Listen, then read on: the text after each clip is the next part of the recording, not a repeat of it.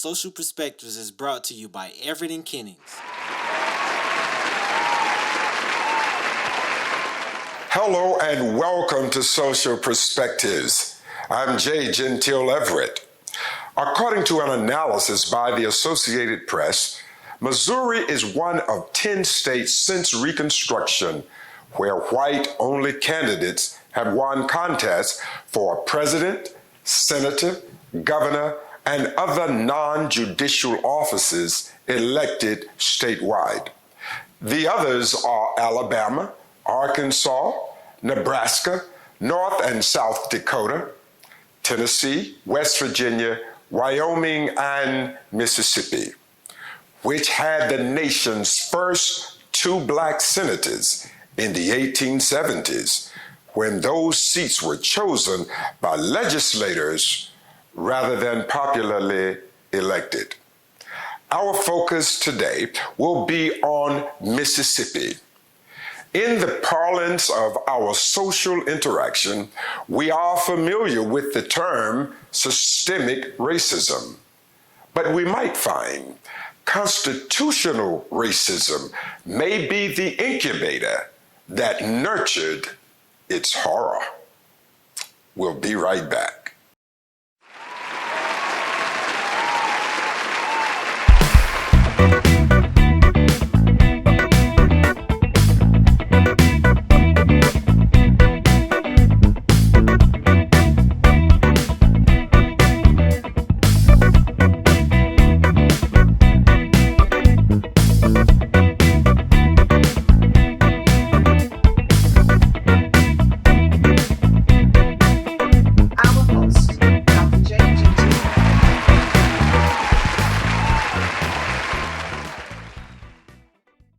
Welcome back to Social Perspectives. After the Civil War, Congress acted to prevent Southerners from reestablishing white supremacy. In 1867, the radical Republicans in Congress imposed federal military rule over most of the South, under the watchful eye of the United States Army, which occupied the region. The former Confederate states wrote new constitutions and were readmitted to the Union, but only after ratifying the 14th Amendment. This Reconstruction Amendment prohibited states from denying equal protection of the law to U.S. citizens, which included the former slaves. In 1870, the 15th Amendment was ratified. It stated that the right of the citizens of the United States to vote shall not be denied or abridged by the United States or any state on account of race, color, or previous condition of servitude. More than 500,000 black men became voters in the South during the 1870s. For the most part, these new black voters cast their ballots solidly for the Republican Party, the party of the great emancipator, Abraham Lincoln. When Mississippi rejoined the Union in 1870, former slaves made up more than a half of the state's population. During the next decade, Mississippi sent 2 black U.S. senators to Washington and elected a number of black state officials, including a lieutenant governor. But even though the new black citizens voted freely and in huge number, whites were still elected to a large majority of the state and local offices. This was the pattern in most of the southern states during Reconstruction.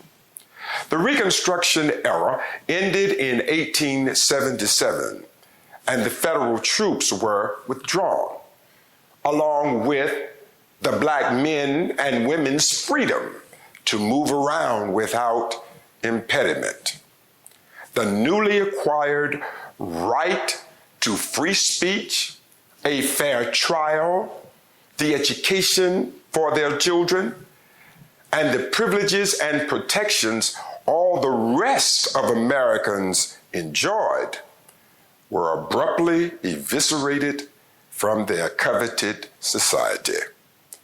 Institutional slavery had been abolished, but the flashing lights of blatant inhumane treatment had lost its flash and became a constant ray of certainty.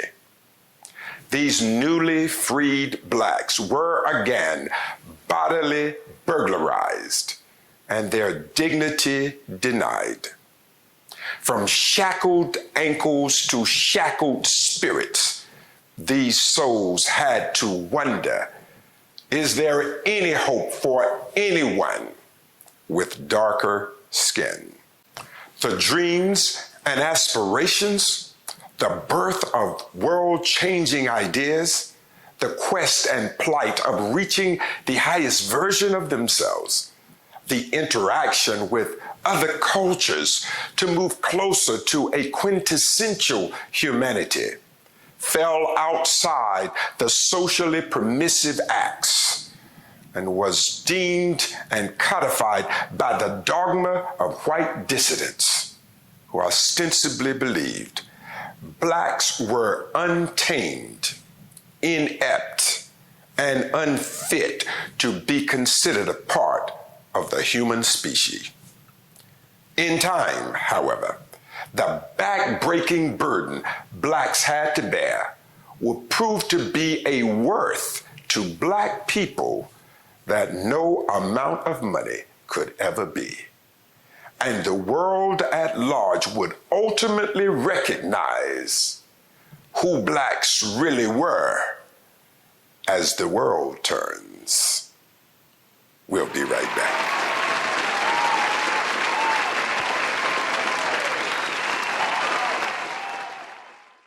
The Renaissance Shoe by JGE was inspired by the rise of Kamala Harris, our Vice President-elect of the United States of America. Get a pair at aliveshoes.com/renaissance-by-JGE-1. Again, that's aliveshoes.com/renaissance-by-JGE-1 to get a pair of American history.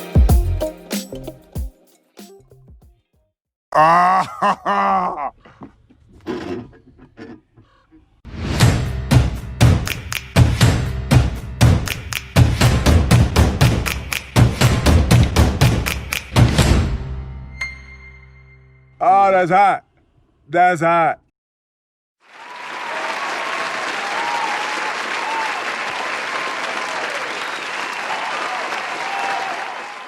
Welcome back to Social Perspectives. Candidly, I am unsure anyone can effectively and certainly not accurately weigh the practice slavery has had on the social psyche of all Americans.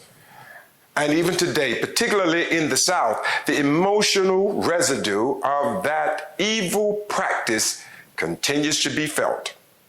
It would be journalistically atrocious and mendacity on steroids if any media group labeled all white people as racist, any more than anyone should assert all black people like watermelon and pot liquor. Any general assertions about any racial group is inherently inaccurate because each of us has our own mind and thoughts and actions that are basically held in the confinement of our own custody. But still, there exists two societies that are felt virtually every day in our communities. And as we look at some of the content, for an example, in the state constitution of Mississippi, there was penetrating language that undoubtedly shaped attitudes and opinions about race. This language influenced the way the races felt about themselves and those who did not share their ethnicity. In 1817 and 1832, Mississippi prohibited the state legislature from passing any laws designed to free the slaves, unless the slave had committed a distinguished act or deed for the benefit of the state, or had the consent of the owner, who would then be monetarily compensated for the freed slave. It continued. This Constitution restricted state legislatures from ending slavery in their states by making it impossible to do so without the full consent of the slave owners, or retained laws that made it more difficult for a slave owner to set free his own slave. This represented a shift in the social thinking of the era of this part of the country. The Missouri Compromise of 1820, in which many people began to see slavery not as a great evil as they had seen it that way in the late 18th century, but rather, in the words of the 19th century South Carolinian and Democrat, John C. Calhoun, called it a positive good. Because of this new idea about slavery, and slavery being viewed as a positive good as opposed to the great evil it had been labeled, the growth and proliferation of slavery dug into the minds and practices of Mississippi life and Southern life in general. In the late 18th century, around the time of the American Revolution, slave owners like Edward Cole and Robert Carter freed their slaves using the American Enlightenment principles of colonial revolutionaries as their inspiration. They believed all people should be free. And when one recognizes that all people are human beings created by God, they should be given the rights of all people. In other words, during this particular time, the ideas about slavery were deeply rooted in the economic advantages of the slave owners and the general comfort of having free labor to serve them and their families outweighed any moral standard of human decency and goodwill toward all men. What I think is particularly interesting, the slave owners wanted to have their slaves serve them without ever giving them the possibility of being free as they were. They simply believed the black race was created by God to serve them. That was their only purpose for existing. They did not consider black people becoming more developed in their own personal pursuits of happiness and economic engagement, or even social interaction. It is particularly difficult to straighten something out when that something was created crookedly. It has been said, you only have one chance to make a first impression. And after America started, particularly in the southern states like Mississippi, the Constitution was established and addressed slavery as a positive good, as a necessary enterprise, undoubtedly for the benefit of white plantation owners. These ideas were not only practiced during that time, but they were passed down to later generations. And consequently, became a part of the social psyche of the children of those plantation owners. And here we are today, 2020. The state of Mississippi has not elected a black candidate to statewide or federal office since the period of Reconstruction. What is particularly glaring about this idea is the state of Mississippi has the highest percentage of black citizens, but they cannot seem to elect a black candidate to statewide or federal office.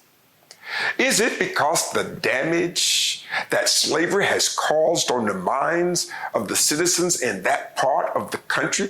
Is that what keeps them from electing people of color? Is color culture that important? Are qualifications wrapped only in Caucasian flesh? Does it not exist in the hues of others who have a different flesh surface? It could be said, what has 4 eyes but cannot see? Mississippi, is it you? We'll be right back.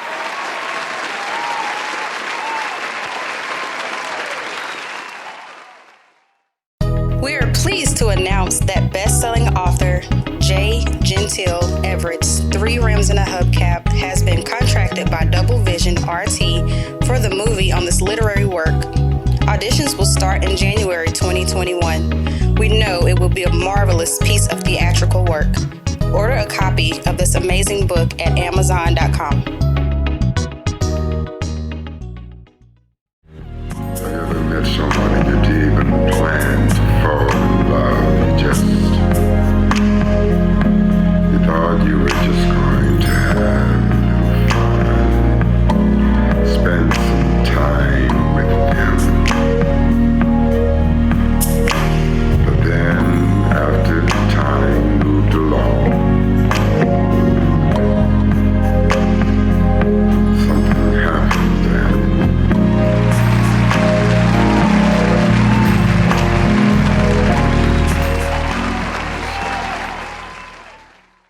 Welcome back to Social Perspectives. It's been said that the ubiquitous can be rendered invisible. Simply stated, it means something can exist around you so much that it blends into the landscape to such a degree that it literally is no longer perceived by the pedestrians who routinely walk through it. This seems to be the characterization of Mississippi. White residents interviewed about their native state's view on race relations revealed that as late as the 70s and 80s, it was not unusual for a little white girl to play the piano, and the first song she would learn would be Dixie. Just happened to be the de facto battle hymn of the Confederate States of America. They have said they learned the minstrel song turned slavery anthem while growing up in places like South Haven, a predominantly white suburb of Memphis, Tennessee. As recent, we are told, as the 1970s, there were still many who held the Ku Klux Klan as a sacrosanct of the rich heritage of the Mississippi region. Children born during the 70s have admitted to dropping the N-word and delighting in racist jokes with friends. A young woman from Mississippi stated that it wasn't until she went to college at the University of Mississippi that her views changed about race. Christy was her name. She came to believe racism is not just interpersonal name calling, but systemic denial of equity and equality in education, the workplace, and the larger spaces of society in general. Christie realized that many whites are conditioned to believe lies, that black people or brown people were biologically inferior, more prone to crime and lazier. The former Democratic president from Texas during the 60s, named Lyndon B. Johnson, said, "I tell you what's at the bottom of it. If you can convince the lowest white man he's better than the best colored man, he won't notice you're picking his pockets. Give him somebody to look down on, and he'll empty his pockets for you." Thankfully, there are many whites in Mississippi now whose eyes have opened and have developed a more positive view about race. One such young lady, name was Lee Campbell, a physical therapist who drove across the rural roads of Mississippi and Louisiana to treat people who could not leave their homes. Many white patients she visited shared vile, racist statements with her because she was white. One such occasion, a fireman saw an Obama bumper sticker on her car and started talking about his guns, which she took as a veiled threat. Lee's mother was a protester growing up when she was living in Michigan during the Vietnam War, and a cross was burned in their yard. In 2011, she noticed the state flag was flying at places like the Ocean Springs Yacht Club. Didn't think too much about it at that time. 4 years later, she saw a photo of Dylann Roof holding a rebel flag, and it horrified her. It inspired her in 2016 to start Mississippi Rising Coalition to educate people on what the flag stands for. And that symbol in her mind was white supremacy. She considered symbols to matter, and the flag that we have would reveal the kind of life we live and what we think about others. The white supremacists were not happy with her mission, make no mistake. The United Dixie White Knights emailed her 2 horrifying videos and calling the Mississippi Rising a homosexual, anti-Christian, liberal, fag-in-loving group that stands against what the Bible talks about. Well, my friends, lest we forget, in the early 60s, Michael Swanner, Andy Goodman, both from New York, and James Chaney from Mississippi, were last seen on a Sunday night in Philadelphia, Mississippi.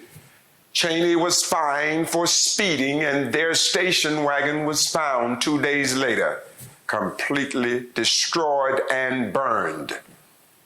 In 1955, Emmett Till, a 14-year-old black boy, was killed and his body thrown in the Tallahatchie River for allegedly whistling at a white girl. In 1958, a white mob broke into Pearl County Jail and executed Mac Parker, a black held on charges of raping a white woman, and of course, Medgar Evers, a black civil rights leader, was shot and killed at his doorstep, all in the name of white supremacy. There is something dark about that philosophy and concept. But regardless as to how dark it gets, darkness has to ultimately surrender to the marvelous light. The injustice, the inequality, the Mississippian segregation are all well documented. The dark, heinous crimes against people of color, namely black people, are atrocious. The once prideful state of lynching blacks publicly is at the top of the list in state lynchings in America. From 1882 to 1968, well over 581 people were lynched in Mississippi, and over 90% of them were black. From the ashes of the remains of the killed black Mississippians, there arose an impressive list of blacks whose lives rose from the nation's most segregated state to plateaus of greatness that changed the world. We have Mississippi to thank for Fannie Lou Hamer, the civil rights great. Where would music be without B.B. King? Where would the NFL be without Jerry Rice? Where would NFL running backs be without Walter Payton? And where in the world would the world of entertainment be without the incomparable Oprah Winfrey? In my conclusion, the pathology of Mississippi's past served as a new prophetic pursuit to prodigious plateaus of greatness. The worst thing anyone can do is try to destroy a people, because that attempted destruction often morphs into a new construction of a spirit that never dies. We might ought to consider multiplication sometimes emerge from attempted annihilations. Mississippi has the highest percentage of blacks of any state in the Union. It's somewhere around 1.2 million whites and some 900,000 blacks. But be careful about what you bury.